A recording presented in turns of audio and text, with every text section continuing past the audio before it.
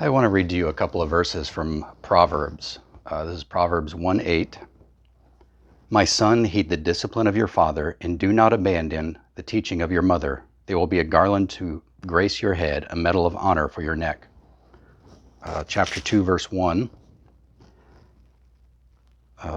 My son, if you will receive my words and store my commands inside you, paying attention to wisdom, inclining your mind toward understanding. And then chapter 3, verse 1. My son, don't forget my teaching. Keep my commands in your heart, for they will add to you many days, years of life and peace. And finally, chapter 6, verse 20. My son, obey your father's command, and don't abandon your mother's teaching. Bind them always on your heart, tie them around your neck. Reading a little bit further. When you walk, they will lead you. When you lie down, they will watch over you. And when you wake up, they will talk with you. For the mitzvah is a lamp, Torah is a light, and reproofs that discipline are the way to life. There's a constant thread all the way through the book of Proverbs. It's a book written from a father to a son, and sometimes he talks about the advice that his mother gave him.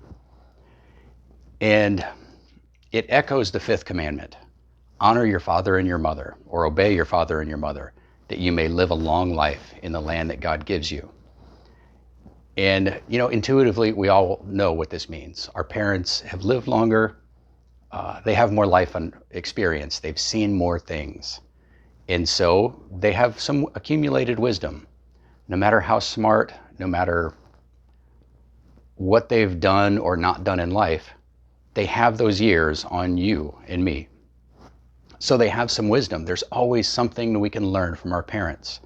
They have good advice, and we need to listen to them. And if we ignore the advice of our parents, we're likely to have a harder life than we would otherwise. And I know that we all think that our parents don't know what they're talking about at times. They just don't understand. Every 16-year-old says it. Shoot, every 50-year-old says it now and then. I'm the same age now, or about the same age that my father was when I left home. That's kind of sobering. And parents aren't perfect. They all make mistakes. They haven't parented perfectly. They've said and done stupid things. They've made mistakes in their lives. And to a great extent, that's one of the reasons we need to listen to them. They've made mistakes.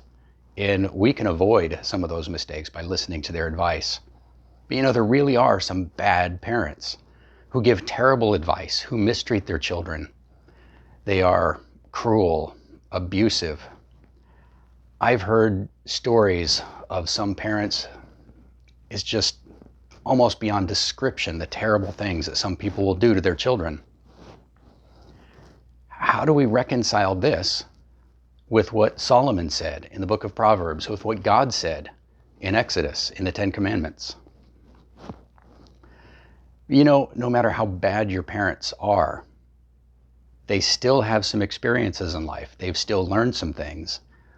And if you respect them and if you listen to them and weigh their words against Scripture, you're still going to learn some things. Even the worst parents have at least some good advice. That doesn't mean you need to listen to everything they say. It doesn't mean you need to obey your parents when they tell you to do things that are contrary to God's commands. If they tell you to do something that's immoral, you have an obligation to disobey. And I don't say that lightly, and don't you take it lightly. You have to give your parents the benefit of the doubt when you can. Now I'm going to tell you something about yourself. Your view of God, sorry, I almost knocked my camera down. Your view of God is very much dependent on your relationship with your father. If your father was loving and kind and strong, you probably have a good, healthy view of God as a loving and kind, strong father. If your father was weak and absent, that's probably how you see God. And if your father was cruel and a tyrant, you probably think of God as someone who's just waiting to smack you down whenever you do anything wrong. But that's not God. That's your father. And your father is not God. He bears the image of God, just like you do. And so there is a piece of that in him. But it's a mistake to take your father's attributes and apply them to God, even though we do that instinctively. It's part of how we're designed. But once you're aware of it, you can then start to separate those two. The end goal with a bad parent is to see the image of God in your parent, and to take the image of your parent, your bad parent, out of your image of God. And when you can do that, you're on your way to forgiving your parents for all of the terrible things they might have done to you. And that may be one of the greatest things you can ever learn from a bad parent. I know that I'm speaking not from experience, but a little bit from a place of ignorance. I can't really relate.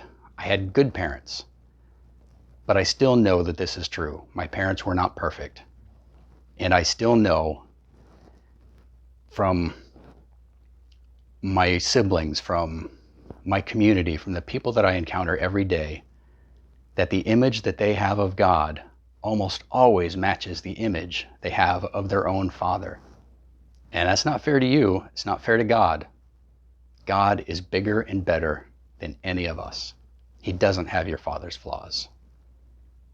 This is Jake Harper from American Torah. Be blessed.